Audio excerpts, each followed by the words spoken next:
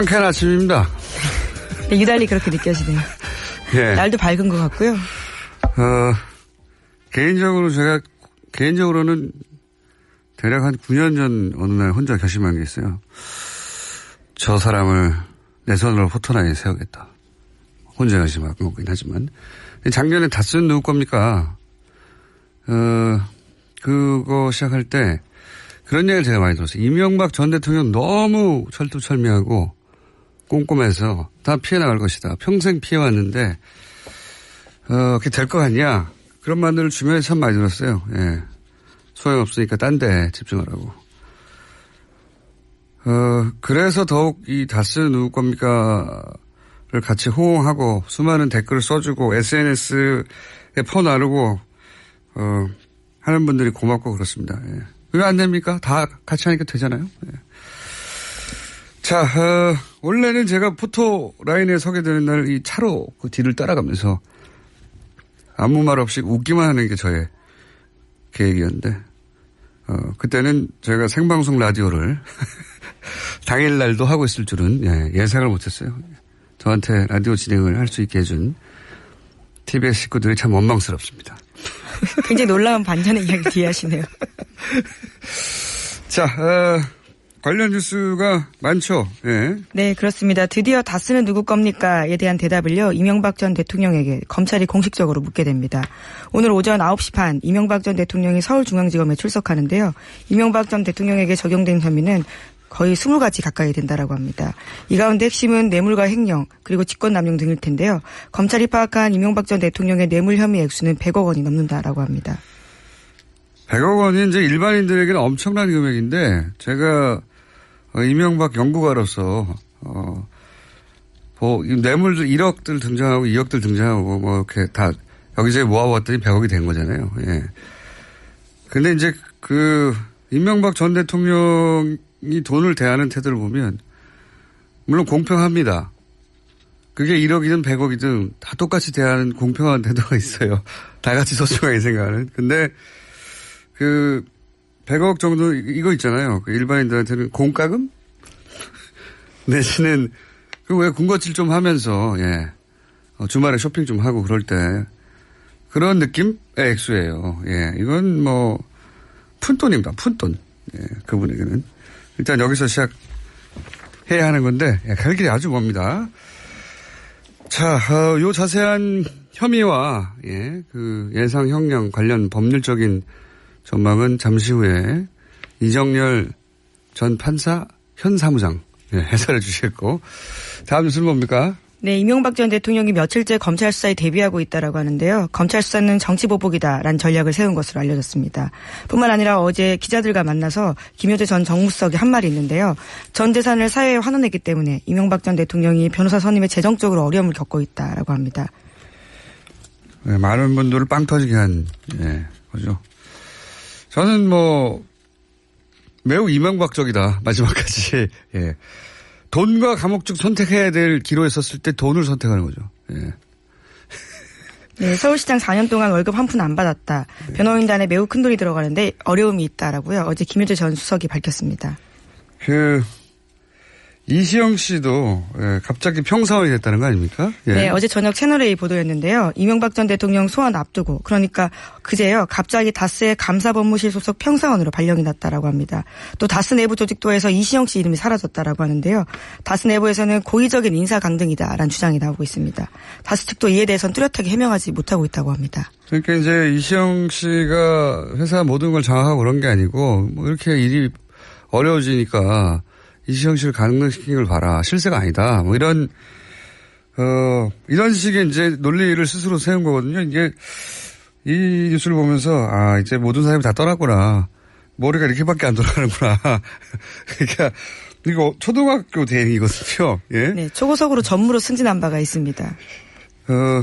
뭔가 이렇게 치밀하고 통할 만한 대행이 아니라 나 지금 평사원이잖아. 아무 힘 없어. 이거 통합니까 이게?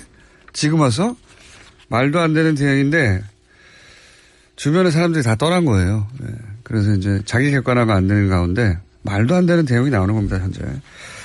그런 상황입니다. 자, 관련해서 잠시 후에 자세한 혐의 다뤄보기로 하고요.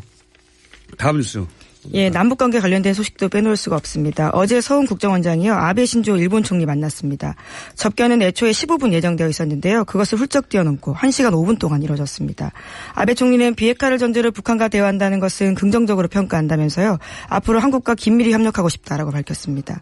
뿐만 아니라 북한이 남북 정상회담에 이어서 북미 정상회담이라는 큰 담판을 해야 하는 만큼 이 기회를 단순히 시간 벌기용으로 이용할 것으로 보지 않는다라는 뜻도 밝혔습니다. 얼마나 궁금했겠어요. 어떻게 돌아가는지. 네, 북한과 관련된 자세한 내용들을 아주 많이 물었다라고 하는데요. 실세 9명도 함께 배석했다라고 합니다. 그러니까요. 우리가 서울 국정원장 갔더니 9명이 드드득 나와가지고 지금 어떻게 돌아가는 거냐고 묻는 거 아닙니까? 일본 관련 뉴스도 저희가 준비했습니다. 잠시 후에 전문가와 함께 이 문제 짚어보고요. 오늘은 또 4부에 중국 이야기도 또 합니다. 중국도 갔거든요. 네. 네, 중국 갔다가요. 또 러시아도 갔습니다. 지금 가 있죠. 예, 네. 그리고 내일 귀국할 예정이고요. 정의용 국가안보실장 일정입니다. 그러는 사이에 미국에서 트럼프 대통령은 대표적인 대화파였죠. 틸러슨 국무장관을 해임했습니다. 네, 그렇습니다. 북미 정상회담 앞두고 외교안보팀을 개편한 건데요. 해임하고 후임인 측근인 마이크 폼페이오 CIA 국장을 지명했습니다. 그것도 트위터를 통해 가지고 발표하게 됐는데요. 틸러슨 장관이 북한과의 직접 접촉을 제안한 직후에 그런 식의 내용들을 썼습니다. 심지어 틸러슨 장관도요, 자신의 경질 소식을 트럼프 대통령 트위터를 보고 알았다라고 합니다. 네, MBC 보도에 따르면요. 굉장히 트럼프적이에요. 모든 게. 예, 트위터로 이 공식적인 절차가 있지 않습니까? 미국의 국무장관 엄청나게 막강한 권한을 가지고 있거든요. 예, 전 세계를 다니는 예. 거죠. 국무장관을 해임하기 위한 절차가 있죠. 트럼프 대통령 머리에는 그런 게 없어요. 자신이 결정하면 끝나는 겁니다. 예. 해고. 예, 그걸 트위터로 쓰고 국무장관의 트위터로 그걸 보고.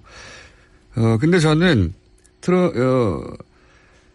틸러슨 국무장관이 북미 회담을 할 것이다 라고 말하는 순간 이 틸러슨 장관을 해임할 거라고 저는 생각했어요. 왜 그랬냐면 트럼프의 기준은 단 하나입니다. 모든 영광은 나에게. 모든 영광은. 그러니까 북미 대화 된다고 하니까 그 틸러슨 장관이 그동안 노력한 것이 결실을 맺었다. 이런 식의 분석들도 있었거든요. 꽤. 보기가 싫은 거예요. 그 보기가 싫은 것이고 일부라도 다른 사람에게 고객하는 걸 견딜 수 없어 하는 거고요. 그래서 거꾸로 저는 이 경질이 북미 회담이 성사될 가능성이 거의 확정적이다라고 보여주는 이제 트럼프 대통령에게 감정이입해서 세상을 보자면 북미 회담이 이루어졌을 때 그 영광을 조금이라도 나눠 먹는 사람은 용서할 수 없어. 내가 다 먹을 거야 이거거든요. 본인이 모든 걸 지고 가겠다는 뜻으로 봐야 된다는 거죠. 그러니까 모든 건 나 때문에 일어난 일이라는 거죠. 예, 틸러슨이든 누구든 조금이라도 옆에서 미국 언론들이라든가 이런 사람들이 오랜 세월 트럼프가 그 강경 대응할 때 틸러슨이 끊임없이 대화한 덕이다. 이런 얘기가 나오는 건 견딜 수가 없는 겁니다. 네. 그래서 하는 얘기는 북미 대화가 정상회담 성사되었을 때 생각하는 거죠. 이거 딴 사람이 가져가면 안 된다고. 예. 대단히 트럼프적이고 당연한 해고라고 봅니다. 저는. 예. 그리고 거기에 거꾸로 강경파를 심어둔 거 아닙니까? 이 강경파가 이런저런 어려운 이야기 할 때 본인이 다 해결하는 거죠. 예. 지구를 구하는 거죠. 매우 트럼프적인 경질이라고 봅니다. 자, 다음 뉴스는요. 네, 경찰 댓글 관련 문건이요 또 나왔다고요. MBC와 경향신문이 보도했습니다. 다음 아고라, DC인사이드 같은 인터넷에 친숙한 사이트조차요 종북 사이트로 분류했다라는 건데요. 게시글의 내용에 따라서 핵심 세력, 동조 세력, 불만 세력으로 나눠 감시했습니다. 지난 2011년 10월달 경찰청 보안과에서 작성된 문건에 따른 내용입니다.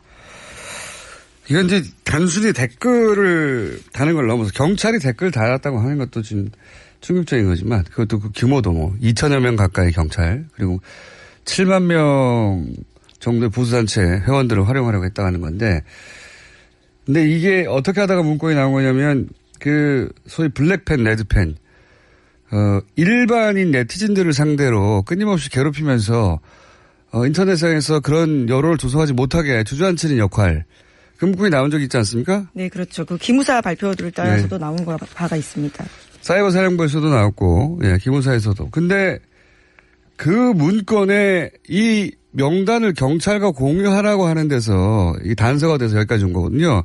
무슨 얘기냐면 경찰들이 댓글을 달 때 이런 네티즌들을 공격했다는 겁니다. 괴롭히고 경찰이. 집행위를 휘두른 거죠. 예. 앞으로 추가 문건이 나올지는 모르겠습니다만 단순 댓글을 단 게 아니라 경찰이 일반인들을 온라인상에서 계속 괴롭혔다. 대규모로. 예. 네, 우선은 계획 문건이긴 한데요. 이에 대해서 경찰은 일부다라고 부인하고 있긴 합니다. 뭘 안 부인하겠습니까 지금.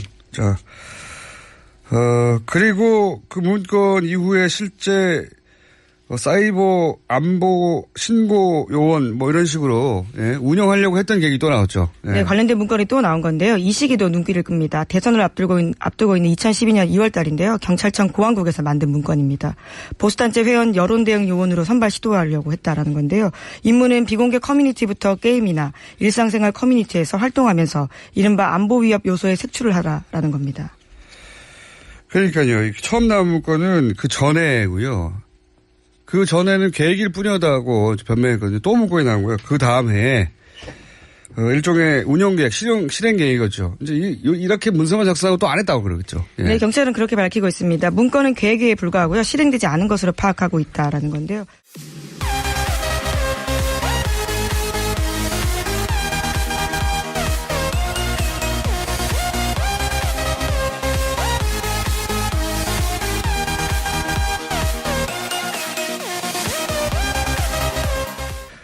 근데 이제 이명박 전 대통령이 돈을 대하는 태도를 보면 물론 공평합니다. 그게 1억이든 100억이든 다 똑같이 대하는 공평한 태도가 있어요. 다 같이 소중하게 생각하는. 근데 100억 정도 이거 있잖아요. 일반인들한테는 공과금? 내지는 왜 군것질 좀 하면서 주말에 쇼핑 좀 하고 그럴 때 그런 느낌의 액수예요. 예, 이건 뭐 푼돈입니다. 푼돈. 예, 그분에게는 일단 여기서 시작해야 하는 건데 갈 길이 아주 멉니다. 자, 요 자세한 혐의와 그 예상 형량 관련 법률적인 전망은 잠시 후에 이정열 전 판사 현 사무장 해설해 주시겠고 다음 뉴스는 뭡니까? 네, 이명박 전 대통령이 며칠째 검찰 수사에 대비하고 있다라고 하는데요. 검찰 수사는 정치보복이다라는 전략을 세운 것으로 알려졌습니다. 뿐만 아니라 어제 기자들과 만나서 김효재 전 정무수석이 쾌한 아침입니다. 네, 유달리 그렇게 느껴지네요. 예. 날도 밝은 것 같고요. 개인적으로는 대략 한 9년 전 어느 날 혼자 결심한 게 있어요. 저 사람을 내 손으로 포토라인에 세우겠다. 혼자 결심한 거긴 하지만. 작년에 다스는 누구 겁니까? 그거 시작할 때 그런 얘기를 제가 많이 들었어요. 이명박 전 대통령 너무 철두철미하고 꼼꼼해서 다 피해 나갈 것이다. 평생 피해왔는데, 그게 될 것 같냐? 그런 말들을 주변에 참 많이 들었어요. 예. 소용없으니까 딴 데 집중하라고. 그래서 더욱 이 다스는 누구 겁니까? 를 같이 호응하고 수많은 댓글을 써주고 SNS에 퍼나르고 하는 분들이 고맙고 그렇습니다. 예. 왜 안 됩니까? 다 같이 하니까 되잖아요. 예. 자, 원래는 제가 포토라인에 서게 되는 날 이 차로 그 뒤를 따라가면서 이런 식의 이제 논리를 스스로 세운 거거든요. 이게 이 뉴스를 보면서 이제 모든 사람이 다 떠났구나. 머리가 이렇게밖에 안 돌아가는구나. 그러니까 이거 초등학교 대행이거든요. 예? 네, 초고속으로 전무로 승진한 바가 있습니다. 뭔가 이렇게 치밀하고 통할 만한 대행이 아니라 나 지금 평사원이잖아. 아무 힘 없어. 이거 통합니까 이게? 지금 와서? 말도 안 되는 대행인데 주변의 사람들이 다 떠난 거예요. 예. 그래서 이제 자기 객관화가 안 되는 가운데 말도 안 되는 대응이 나오는 겁니다. 현재. 그런 상황입니다. 자, 관련해서 잠시 후에 자세한 혐의 다뤄보기로 하고요. 다음 뉴스. 예, 남북관계 관련된 소식도 빼놓을 수가 없습니다. 어제 서훈 국정원장이요, 아베 신조 일본 총리 만났습니다. 접견은 애초에 15분 예정되어 있었는데요. 그것을 훌쩍 뛰어넘고 1시간 5분 동안 이뤄졌습니다.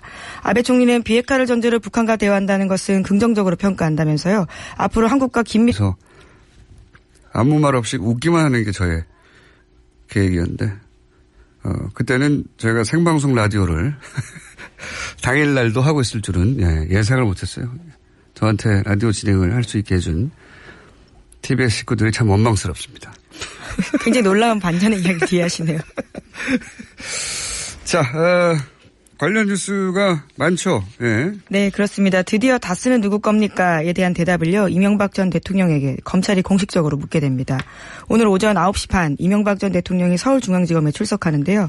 이명박 전 대통령에게 적용된 혐의는 거의 20가지 가까이 된다라고 합니다. 이 가운데 핵심은 뇌물과 횡령 그리고 직권남용 등일 텐데요.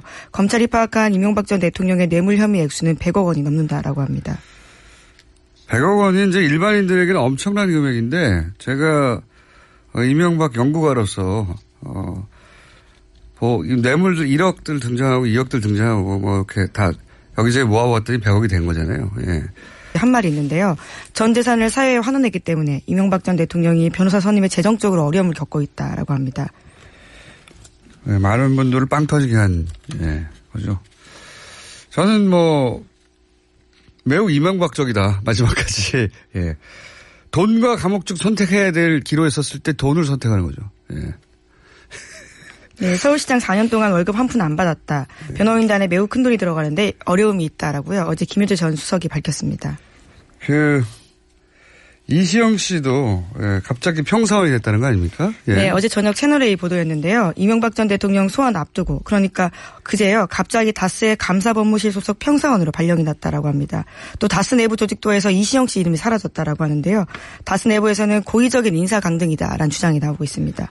다스 측도 이에 대해서는 뚜렷하게 해명하지 못하고 있다고 합니다. 그러니까 이제 이시영 씨가 회사 모든 걸 장악하고 그런 게 아니고 이렇게 일이 어려워지니까 이시영 씨를 강등시킨 걸 봐라. 실세가 아니다. 이런